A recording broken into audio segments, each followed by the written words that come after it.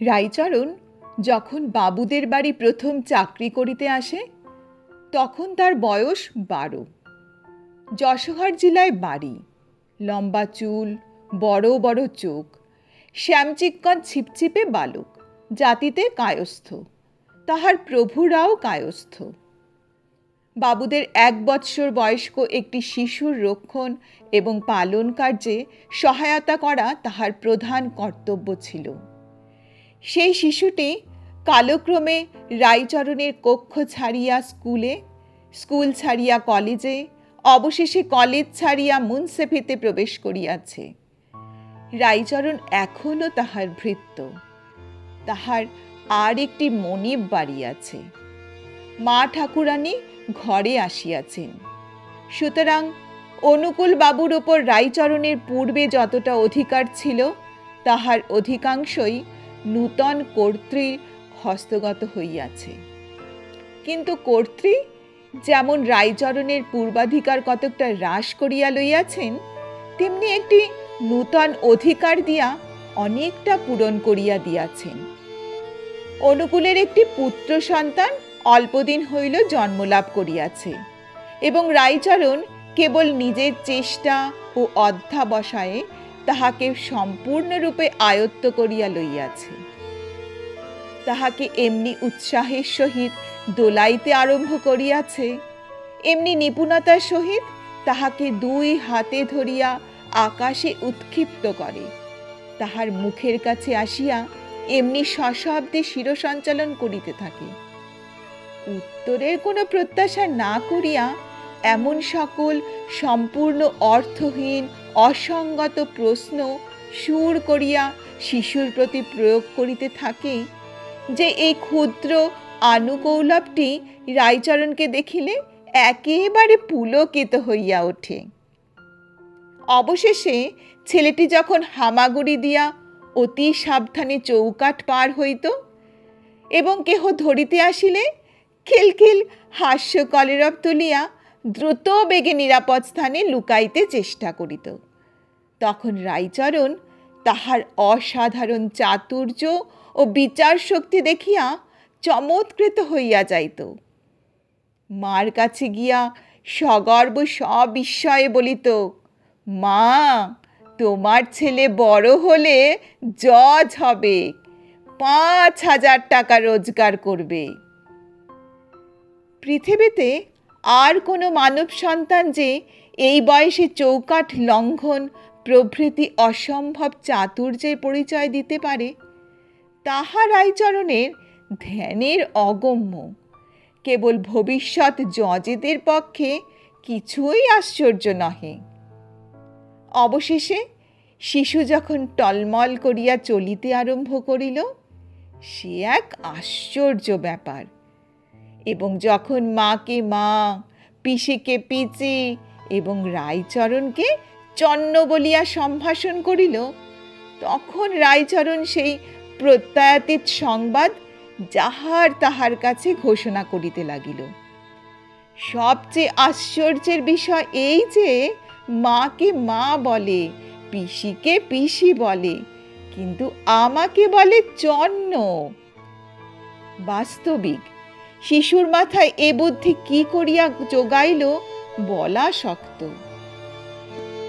নিশ্চয়ই কোনো বয়স্ক লোক কখনোই এরূপ অলোক সামান্যতার পরিচয় দিত না, এবং দিলেও তাহা জজের পদপ্রাপ্তি সম্ভাবনা সম্বন্ধে সাধারণের সন্দেহ উপস্থিত হইত। কিছুদিন বাদে মুখে দড়ি দিয়া রাইচরণকে ঘোড়া সাজিতে হইল এবং মল্ল সাজিয়া তাহাকে শিশুর সহিত কুস্তি করিতে হইত। আবার পরাভূত হইয়া ভূমিতে পড়িয়া না গেলে বিষম বিপ্লব বাধিত। এই সময়ে অনুকূল পদ্মা তীরবর্তী এক জেলায় বদলি হইলেন। অনুকূল তাহার শিশুর জন্য কলিকাতা হইতে এক ঠেলা গাড়ি লইয়া গেলেন। সাটিনের জামা এবং মাথায় একটা জরির টুপি, হাতে সোনার বালা এবং পায়ে 2 গাছি মল পরাইয়া রাইচরণ নবকুমারকে 2 বেলা গাড়ি করিয়া হাওয়া খাওয়াইতে লইয়া যাইত। বর্ষাকাল আসিল। ক্ষুদিত পদ্মা উদ্যান, গ্রাম, শস্যক্ষেত এক এক গ্রাসে মুখে পুরিতে লাগিল। বালুকাচরের কাশবন এবং বনঝাউ জলে ডুবিয়া গেল। পাড় ভাঙার অবিশ্রাম ঝুপঝাপ শব্দ এবং জলের গর্জনে 10 দিক মুখরিত হইয়া উঠিল এবং দ্রুত বেগে ধাবমান ফেনুরাশি নদীর তীব্র গতিকে প্রত্যক্ষগোচর করিয়া তুলিল। অপরাহ্নে মেঘ করিয়াছিল, কিন্তু বৃষ্টির কোনো সম্ভাবনা ছিল না। রায়চরণের খামখেয়ালি ক্ষুদ্র প্রভু কিছুতেই ঘরে থাকিতে চাইল না। গাড়ির উপর চড়িয়া বসিল। রায়চরণ ধীরে ধীরে গাড়ি ঠেলিয়া ধান্যক্ষেত্রের প্রান্তে নদীর তীরে আসিয়া উপস্থিত হইল। নদীতে একটিও নৌকা নাই, মাঠে একটিও লোক নাই। মেঘের ছিদ্র দিয়া দেখা গেল পরপারে জনহীন বালুকা তীরে শব্দহীন দীপ্ত সমারোহের সহিত সূর্যাস্তের আয়োজন হইতেছে। সেই নিস্তব্ধতার মধ্যে শিশু সহসা একদিকে আঙুল নির্দেশ করিয়া বলিল, চন্নফু।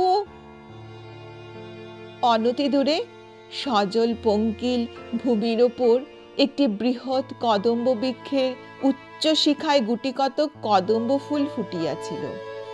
সেই দিকে শিশুর লুব্ধ দৃষ্টি আকৃষ্ট হইয়াছিল। 2-4 দিন হইল রায়চরণ কাঠি দিয়া বিদ্ধ করিয়া তাহাকে কদম্ব ফুলের গাড়ি বানাইয়া দিয়াছিল। তাহাতে দড়ি বাঁধিয়া টানিতে এত আনন্দ বোধ হইয়াছিল যে সেদিন রায়চরণকে আর লাগাম পড়িতে হয় নাই। ঘোড়া হইতে সে একেবারে সহিসের পদে উন্নীত হইয়াছিল। কাদা ভাঙিয়া ফুল তুলিতে যাইতে চন্নর প্রবৃত্তি হইল না। তাড়াতাড়ি বিপরীত দিকে অঙ্গুলি নির্দেশ করিয়া বলিল, দেখো দেখো, ওই দিকে দেখো, ওই উড়ে এ গেল, আয় রে পাখি আয় আয়। এইরূপ অবিশ্রান্ত বিচিত্র কলরব করিতে করিতে সবেগে গাড়ি ঠেলিতে লাগিল। কিন্তু যে ছেলের ভবিষ্যতে জজ হইবার কোনো সম্ভাবনা আছে, তাহাকে এরূপ সামান্য উপায়ে ভুলাইবার প্রত্যাশা করা বৃথা। বিশেষত চারিদিকে দৃষ্টি আকর্ষণের উপযোগী কিছুই ছিল না এবং কাল্পনিক পাখি লইয়া অধিকক্ষণ কাজ চলে না। রায়চরণ বলিল, তবে তুমি গাড়িতে বসে থেকো, আমি চট করে ফুল তুলে আনছি, খবরদার জলের ধারে যেও না।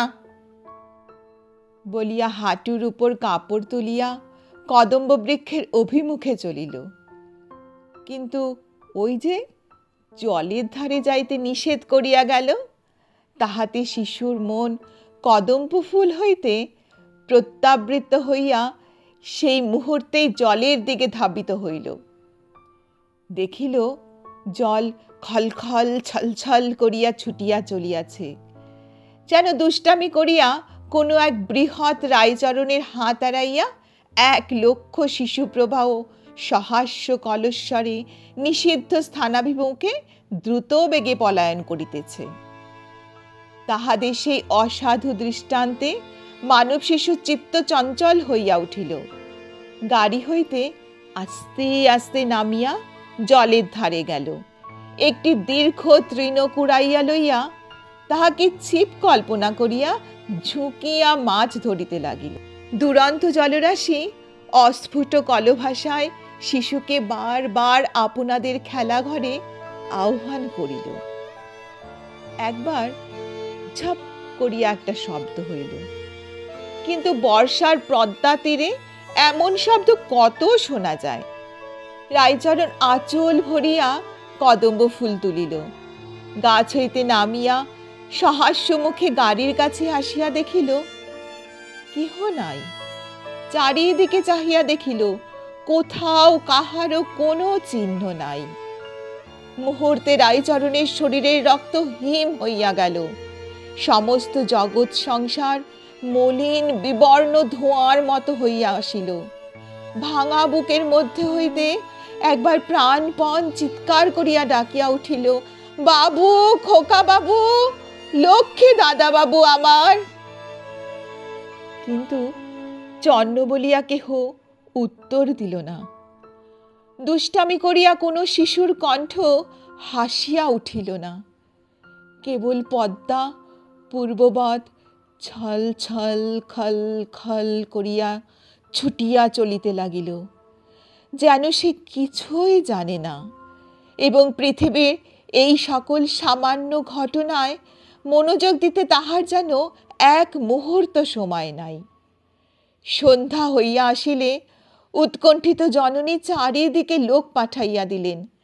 লণ্ঠন হাতে নদী তীরে লোক আসিয়া দেখিল রাইচরণ নিশীথের ঝোড়ো বাতাসের মতো সমস্ত ক্ষেত্রময় বাবু, খোকা বাবু আমার বলিয়া ভগ্ন কণ্ঠে চিৎকার করিয়া বেড়াইতেছে। অবশেষে ঘরে ফিরিয়া রাইচরণ দরাম করিয়া মা ঠাকুরানীর পায়ের কাছে আসিয়া আছাড় খাইয়া পড়িল। তাহাকে যত জিজ্ঞাসা করে সে কাঁদিয়া বলে, জানি নে মা। যদিও সকলেই মনে মনে বুঝিল পদ্মারই এই কাজ, তথাপি গ্রামের প্রান্তে যে একদল বেদের সমাগম হইয়াছে তাহাদের প্রতিও সন্দেহ দূর হইল না এবং মা ঠাকুরানীর মনে এমন সন্দেহ উপস্থিত হইল যে রায়চরণই বা চুরি করিয়াছে। এমনকি তাহাকে ডাকিয়া অত্যন্ত অনুনয় পূর্বক বলিলেন, তুই আমার বাছাকে ফিরিয়ে দে না, তুই যত টাকা চাস তোকে দেব। শুনিয়া রায়চরণ কেবল কপালে করাঘাত করিল। গৃহিণী তাহাকে দূর করিয়া তাড়াইয়া দিলেন। অনুকূলবাবু তাহার স্ত্রীর মন হইতে রায়চরণের প্রতি এই অন্যায় সন্দেহ দূর করিবার চেষ্টা করিয়াছিলেন। জিজ্ঞাসা করিয়াছিলেন, রায়চরণ এমন জঘন্য কাজ কি উদ্দেশ্যে করিতে পারে? গৃহিণী বলিলেন, কেন, তাহার গায়ে সোনার গহনা ছিল। রায়চরণ দেশে ফিরিয়া গেল। এতকাল তাহার সন্তানাদি হয় নাই, হইবার বিশেষ আশাও ছিল না। কিন্তু দৈবক্রমে বৎসর না যাইতেই তাহার স্ত্রীর অধিক বয়সে একটি পুত্র সন্তান প্রসব করিয়া লোকলীলা সংবরণ করিল। এই নবজাত শিশুটির প্রতি রায়চরণের অত্যন্ত বিদ্বেষ জন্মিল। মনে করিল এ যেন ছল করিয়া খোকাবাবুর স্থান অধিকার করিতে আসিয়াছে। মনে করিল প্রভুর একমাত্র ছেলেটি জলে ভাসাইয়া নিজে পুত্রসুখ উপভোগ করা যেন একটি মহাপাতক। রায়চরণের বিধবা ভগ্নী যদি না থাকিত তবে এই শিশুটি পৃথিবীর বায়ু বেশি দিন ভোগ করিতে পাইত না। আশ্চর্যের বিষয় এই যে এই ছেলেটিও কিছুদিন বাদে চৌকাঠ পার হইতে আরম্ভ করিল এবং সর্বপ্রকার নিষেধ লঙ্ঘন করিতে সকৌতুক চতুরতা প্রকাশ করিতে লাগিল। এমনকি ইহার কণ্ঠস্বর হাস্যক্রন্দন ধ্বনি অনেকটাই সেই শিশুরে মতো। এক একদিন যখন ইহার কান্না শুনিত, রায়চরণের বুকটা সহসা ধরাস করিয়া উঠিত। মনে হইত দাদাবাবু রায়চরণকে হারাইয়া কোথায় কাঁদিতেছে। ফেলনা, রায়চরণের ভগ্নী ইহার নাম রাখিয়াছিলেন ফেলনা। যথাসময়ে পিসিকে পিসি বলিয়া ডাকিল। সেই পরিচিত ডাক শুনিয়া একদিন হঠাৎ রায়চরণের মনে হইল, তবে তো খোকাবাবু আমার মায়া ছাড়িতে পারে নাই, সে তো আমার ঘরে আসিয়াই জন্মগ্রহণ করিয়াছে। এই বিশ্বাসের অনুকূলে কতকগুলি অকাঠ্য যুক্তি ছিল। প্রথমত, সে যাইবার অনতিবিলম্বে ইহার জন্ম। দ্বিতীয়ত, এতকাল পরে সহসা যে তাহার স্ত্রীর গর্ভে সন্তান জন্মে, এ কখনোই স্ত্রীর নিজ গুণে হইতে পারে না। তৃতীয়ত, এও হামাগুড়ি দেয়, টলমল করিয়া চলে এবং পিসিকে পিসি বলে। যে সকল লক্ষণ থাকিলে ভবিষ্যতে জজ হইবার কথা, তাহার অনেকগুলি ইহাতে বর্তি আছে। যখন মা ঠাকুরনের সেই দারুণ সন্দেহের কথা হঠাৎ মনে পড়িল, আশ্চর্য হইয়া মনে মনে কহিল, আহা, মায়ের মন জানিতে পারিয়াছিল, তখন এতদিন শিশুকে যে অযত্ন করিয়াছে সেজন্য বড় অনুতাপ উপস্থিত হইল। শিশুর কাছে আবার ধরা দিল। এখন হইতে ফেলনাকে রাইচরণ এমন করিয়া মানুষ করিতে লাগিল যেন সে বড় ঘরের ছেলে। সাটিনের জামা কিনিয়া দিল, জরির টুপি আনিল, মৃত স্ত্রীর গহনা গলাইয়া চুড়ি এবং বালা তৈয়ারি করিল। পাড়ার কোনো ছেলের সহিত তাহাকে খেলিতে দিত না। রাত্রি দিন নিজেই তাহার একমাত্র খেলার সঙ্গী হইল। পাড়ার ছেলেরা সুযোগ পাইলে তাহাকে নবাব পুত্র বলিয়া উপহাস করিত এবং দেশের লোক রাইচরণের এইরূপ উন্মত্তবৎ আচরণে আশ্চর্য হইয়া গেল। ফেলনার যখন বিদ্যাভ্যাসের বয়স হইল, তখন রাইচরণ নিজের জোত জমা সমস্ত বিক্রয় করিয়া ছেলেটিকে কলকাতা লইয়া গেল। সেখানে বহু কষ্টে একটি চাকরি জোগাড় করিয়া ফেলনাকে বিদ্যালয়ে পাঠাইল। নিজে যেমন তেমন করিয়া থাকিয়া ছেলেকে ভালো খাওয়া, ভালো পড়া, ভালো শিক্ষা দিতে ত্রুটি করিত না। মনে মনে বলিত, বৎস, ভালোবাসিয়া আমার ঘরে আসিয়াছ বলিয়া যে তোমার কোনো অযত্ন হইবে তা হইবে না। এমনি করিয়া 12 বৎসর কাটিয়া গেল। ছেলে পড়াশোনায় ভালো, দেখিতে শুনিতেও বেশ, হৃষ্ট পুষ্ট, উজ্জ্বল শ্যামবর্ণ, কেশ বেশ বিন্যাসের প্রতি বিশেষ দৃষ্টি, মেজাজ কিছু সুখী এবং শৌখিন। বাপকে ঠিক বাপের মতো মনে করিতে পারিত না, কারণ রাইচরণ স্নেহে বাপ এবং সেবায় ভৃত্য ছিল। এবং তাহার আর একটি দোষ ছিল, সে যে ফেলনার বাপ একথা সকলের কাছে গোপন রাখিয়াছিল। যে ছাত্রনিবাসে ফেলনা বাস করিত, সেখানকার ছাত্রগণ বাঙাল রাইচরণকে লইয়া সর্বদাই কৌতুক করিত এবং পিতার অসাক্ষাতে ফেলনাও যে সেই কৌতুকালাপে যোগ দিত না তাহা বলিতে পারি না। অথচ নিরীহ বৎসল স্বভাব রাইচরণকে সকল ছাত্রই বড় ভালোবাসিত এবং ফেলনাও ভালোবাসিত, কিন্তু পূর্বেই বলিয়াছি ঠিক বাপের মতো নহে, তাহাতে কিঞ্চিত অনুগ্রহ মিশ্রিত ছিল। রাইচরণ বৃদ্ধ হইয়া আসিয়াছে, তাহার প্রভু কাজকর্মে সর্বদাই দোষ ধরে।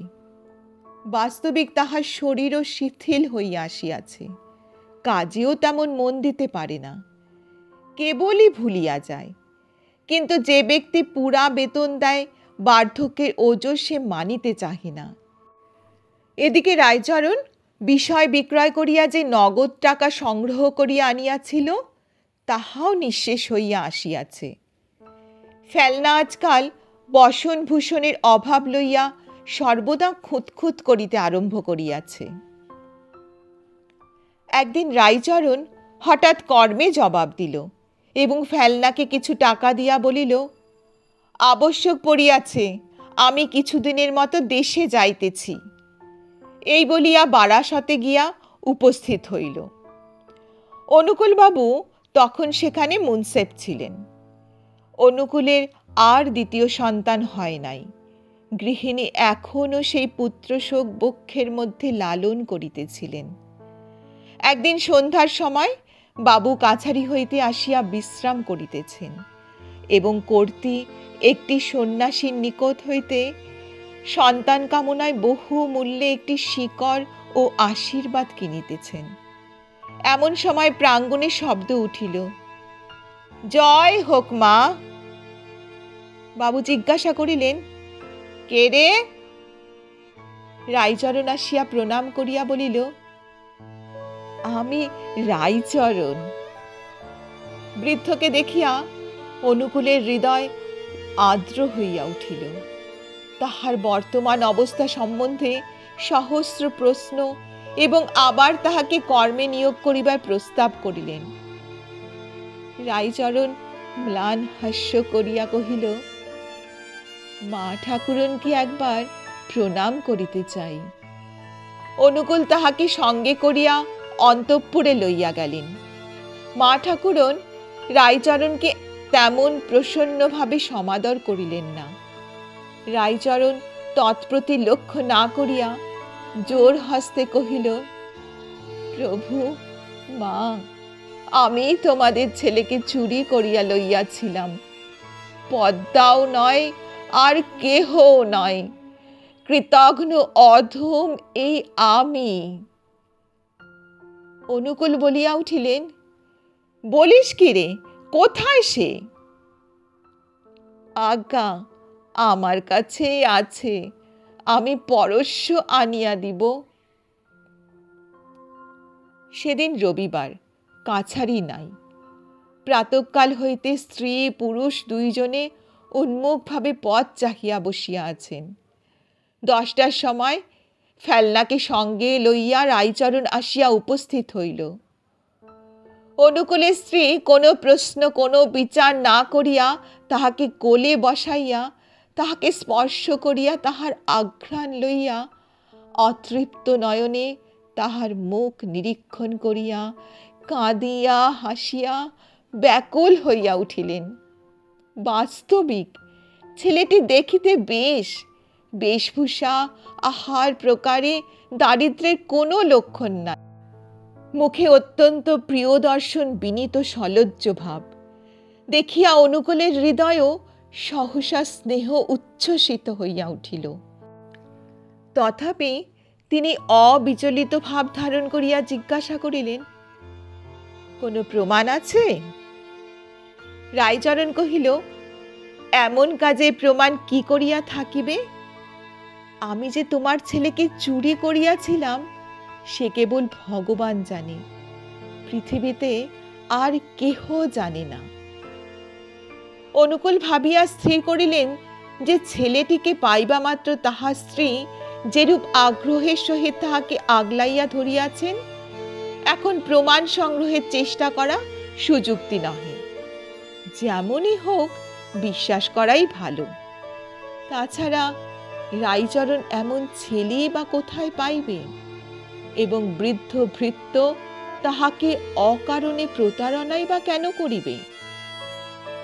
ছেলেটির সহিত কথোপকথন করিয়া জানিলেন যে সে শিশুকাল হইতে রাইচরণের সহিত আছে এবং রাইচরণকে সে পিতা বলিয়া জানিত, কিন্তু রাইচরণ কখনো তাহার প্রতি পিতার ন্যায় ব্যবহার করে নাই। অনেকটা ভৃত্যের ভাব ছিল। অনুকূল মন হইতে সন্দেহ দূর করিয়া বলিলেন, কিন্তু রাইচরণ, তুই আর আমাদের ছায়া মারাইতে পাইবি না। রাইচরণ করজোরে গদগদ কণ্ঠে বলিল, প্রভু, বৃদ্ধ বয়সে কোথায় যাইব? কর্ত্রী বলিলেন, আহা থাক, আমার বাছার কল্যাণ হোক, ওকে আমি মাফ করিলাম।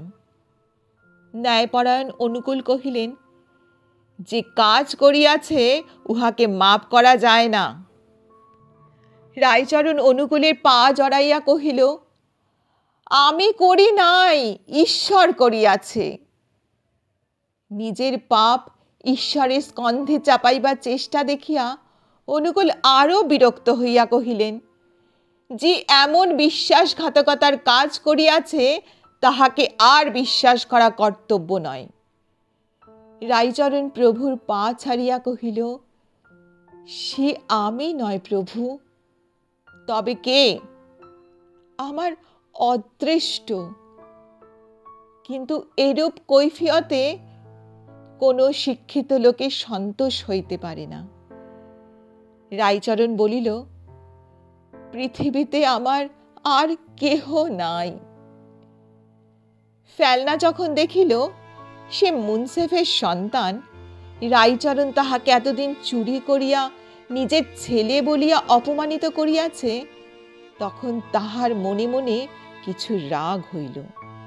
কিন্তু তথাপি উদারভাবে পিতাকে বলিল, বাবা, উহাকে মাফ করো, বাড়িতে থাকিতে না দাও, উহার মাসিক কিছু টাকা বরাদ্দ করিয়া দাও। ইহার পর রায়চরণ কোনো কথা না বলিয়া একবার পুত্রের মুখ নিরীক্ষণ করিল, সকলকে প্রণাম করিল। তাহার পর দ্বারের বাহির হইয়া পৃথিবীর অগণ্য লোকের মধ্যে মিশিয়া গেল। মাসান্তে অনুকূল যখন তাহার দেশের ঠিকানায় কিঞ্চিৎ বৃত্তি পাঠাইলেন, তখন সে টাকা ফিরিয়া আসিল। সেখানে কোনো লোক নাই। খোকাবাবুর প্রত্যাবর্তন গল্পটি এখানেই শেষ হলো। গল্পটি যদি ভালো লেগে থাকে তাহলে প্লিজ লাইক করো এবং বন্ধুদের সঙ্গে শেয়ার করো। এখনো যদি চ্যানেলটি সাবস্ক্রাইব না করে থাকো তাহলে প্লিজ সাবস্ক্রাইব করে দিও। আবার ফিরে আসবো পরবর্তী একটি গল্প নিয়ে।